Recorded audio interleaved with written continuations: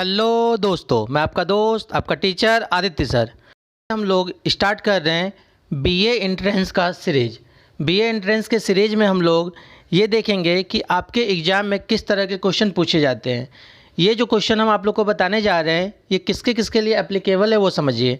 जो लोग MGKVP का फॉर्म भरे हैं अर्थात महात्मा गांधी काशी विद्यापीठ का, उनके लिए एप्लीकेबल है।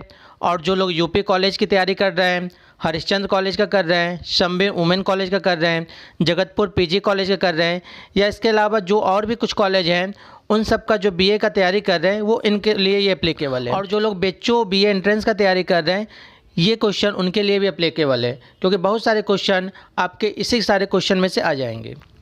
तो आइए आप लोग का बिना समय गवाए स्टार्ट करते हैं बीए एंट्रेंस का क्वेश्चन का सीरीज।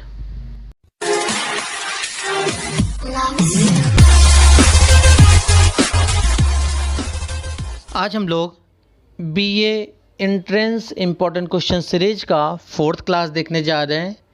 3rd क्लास तक हम लोग देख चुके थे।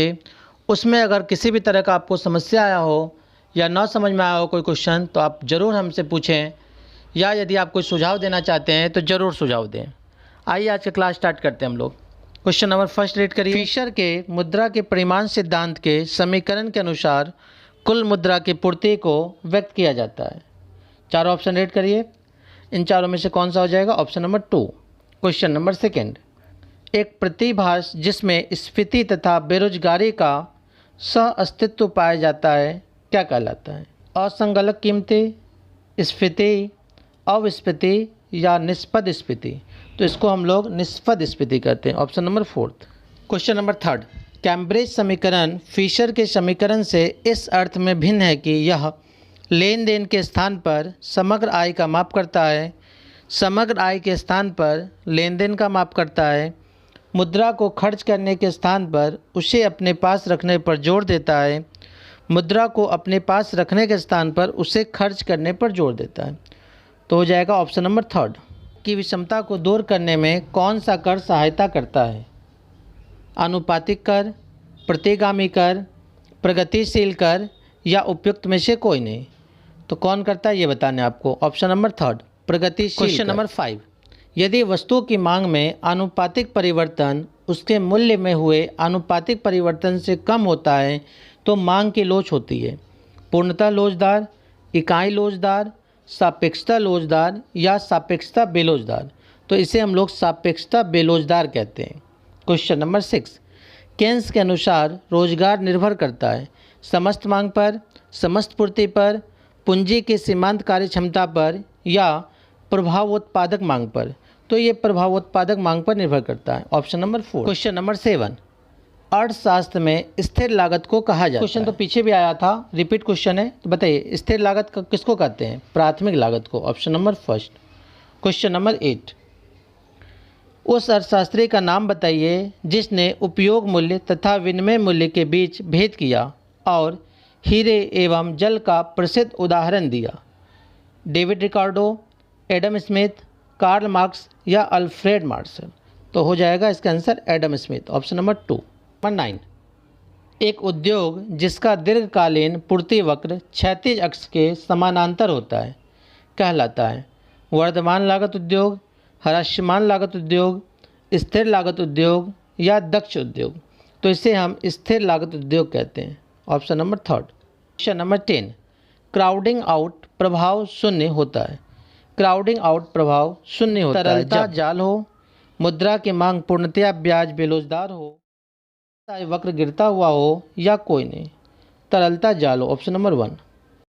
क्वेश्चन नंबर 11, जब भावी पीढ़ी की आवश्यकताओं को बिना संकट में डाले वर्तमान पीढ़ी की आवश्यकताओं को पूरा किया जाता है तो इसे क्या कहा जाता है?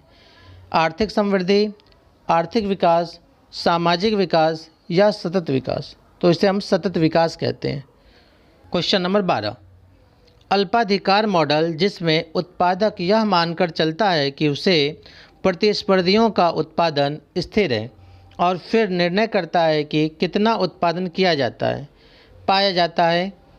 चारों ऑप्शन रीड करिए। इसमें से हो जाएगा ऑप्शन नंबर 1। क्वेश्चन नंबर 13, एकाधिकार में अर्जित लाभों पर लगाया कर खिसकाया नहीं जा सकता, आगे खिसकाया जा सकता है, पीछे खिसकाया जा सकता है या कोई नहीं, तो खिसकाया नहीं जा सकता है। क्वेश्चन नंबर 14, परेटो इष्टतमता की स्थिति किसके अंतर्गत सही है? एकाधिकार, पूर्ण प्रतियोगिता, अल्पाधिकार या अपूर्ण प्रतियोगिता? तो इसका हो जाएगा पूर्ण प्रतियोगिता। कर भुगतान के भार के वितरण को कहा जाता है? कर पूंजीकरण, कर भार का बांटना, करापात या कर विवर्तन? तो क्या कहा जाता है बताइए? कर विवर्तन, shifting of tax. Question number 16, निम्नलिखित में से किसने मनोभौतिकी विधियों के उपयोग की शुरुआत की? वेबर, फैक्नर, टिचनर या वॉटसन? तो फैक्नर ने किया था।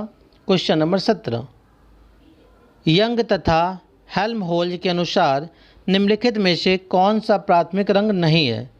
लाल, नीला, हरा, पीला? तो पीला हो जाएगा इसका answer, option number 4। Question number 18, Freud के अनुसार उपाह अहम तथा परा है?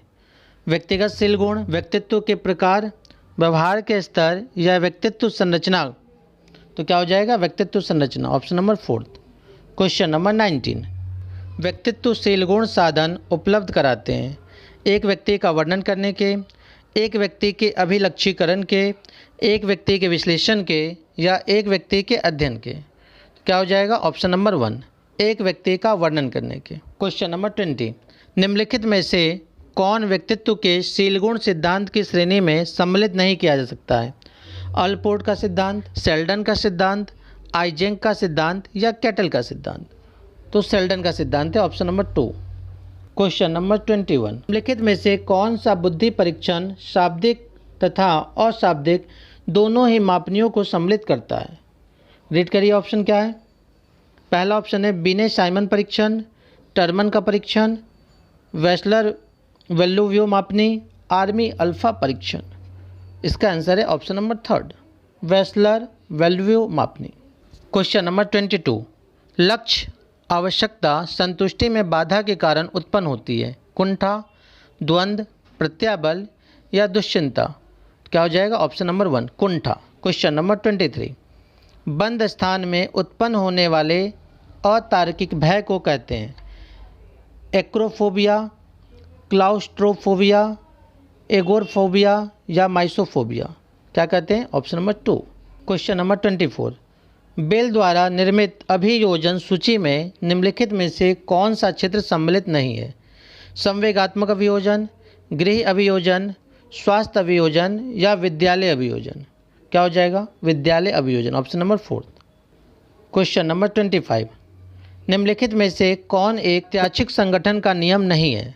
समानता का नियम, सानिध्य का नियम, समीपता का नियम या निरंतरता का नियम? सानिध्य का नियम। क्वेश्चन नंबर 26, बॉर्टलेट के अनुसार स्मृति एक पुनरुत्पादित प्रक्रिया है, प्रतिमा निर्माण की प्रक्रिया है, पुनर्रचना प्रक्रिया है या विस्तारक क्रिया है? क्या हो जाएगा इसका answer? Option number 3। Question number 27, विस्मरण के हस्तक्षेप सिद्धांत का प्रतिपादन निम्नलिखित में से किसने किया था? एबिंगहॉस, मैक्यूस, बार्टलेट, मेल्टन तथा इरविन? तो किसने किया था बताइए? Option number 2। क्वेश्चन नंबर 28, एग्रोग्राफ मूल रूप से मापन करता है? प्रतिक्रियाओं का, कार्यकुशलता का, थकान का या नीरसता का? तो थकान का मापन करता है, ऑप्शन नंबर 3। क्वेश्चन नंबर 29, निम्नलिखित में से किसने सुझाया कि चिंतन एक अधोस्वर भाषण है? तो वॉटसन ने सुझाया था, ऑप्शन नंबर 2। क्वेश्चन नंबर 30, निम्नलिखित में से कौन अधिगम का संज्ञानात्मक सिद्धांत माना जाता है? हल का पुनर्बल सिद्धांत, टॉलमैन का साइमन गेस्टाल्ट सिद्धांत, वॉटसन का उद्दीपक प्रतिक्रिया सिद्धांत, गथरी का समीपता सिद्धांत? क्या बोला गया है? संज्ञानात्मक सिद्धांत किसको मापा जाता है? तो टॉलमैन का साइमन गेस्टाल्ट सिद्धांत को माना जाता है, ऑप्शन नंबर 2। क्वेश्चन नंबर 31, किसने कहा राजनीतिक शक्ति के लिए संघर्ष है? 4 ऑप्शन रेड करिए, किसने कहा था ये बताना है आपको, ऑप्शन नंबर 2। क्वेश्चन नंबर 32, राज्य के नीति निर्देशक तत्वों को भारतीय संविधान में शामिल किए जाने का उद्देश्य है? राजनीतिक प्रजातंत्र की स्थापना करना, सामाजिक प्रजातंत्र की स्थापना करना, गांधीवादी लोकतंत्र की स्थापना करना या सामाजिक तथा आर्थिक लोकतंत्र की स्थापना करना? Option number 4। क्वेश्चन नंबर 33, निम्न में से कौन सा मौलिक अधिकार विदेशी नागरिकों को प्राप्त नहीं है? विधि के समक्ष समानता, अभिव्यक्ति की स्वतंत्रता, प्राण व दैहिक स्वतंत्रता का अधिकार या शोषण के विरुद्ध अधिकार। तो इसमें से कौन सा नहीं है बोला गया? विधि के समक्ष समानता, ऑप्शन नंबर 1। क्वेश्चन नंबर 34, किसने कहा राज्य के अभाव में स्वतंत्रता का अनुभव नहीं किया जा सकता? ये कथन किसका है? तो ये हीगेल का है। बेंथन द्वारा किस अधिकार सिद्धांत का समर्थन किया गया? प्राकृतिक अधिकार सिद्धांत, ऐतिहासिक अधिकार सिद्धांत, कानूनी अधिकार सिद्धांत या नैतिक अधिकार सिद्धांत? ऑप्शन नंबर 3, कानूनी अधिकार सिद्धांत। कोलंबो प्रस्ताव संबंधित है भारत चीन सीमा विवाद, श्रीलंका की तमिल समस्या, भारत श्रीलंका के बीच व्यक्तिगत विवाद, भारत बांग्लादेश के बीच जल विवाद।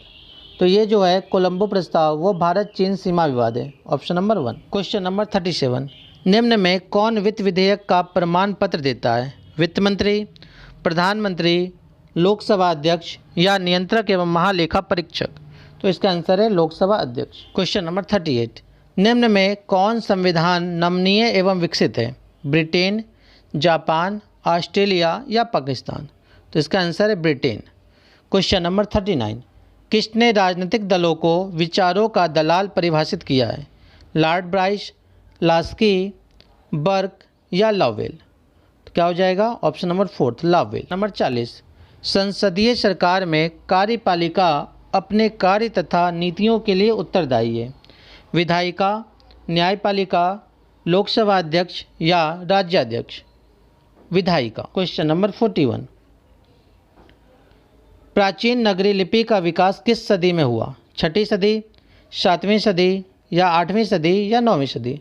तो इसका आंसर है 8वीं सदी। क्वेश्चन नंबर 42, आधुनिक भारतीय आर्य भाषाओं का विकास किस भाषा से हुआ? चारों ऑप्शन रीड करिए, इन चारों में से हो जाएगा ऑप्शन नंबर 1।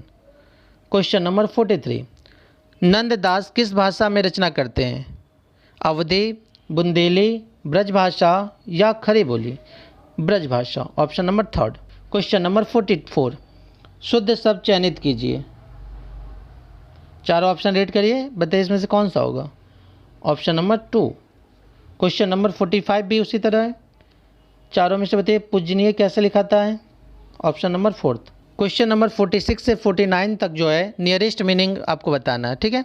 तो 46 रीड करिए, 46 का चारों में से बताइए कौन सा होगा? Option number 1।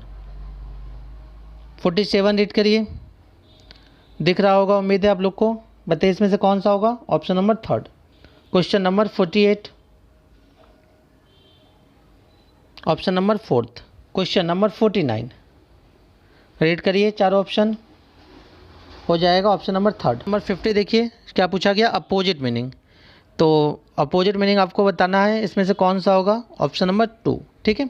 इस तरीके से आज की क्लास में हम लोग टोटल 50 क्वेश्चन डिस्कस किए। आज की क्लास में समाप्त करते हैं। धन्यवाद।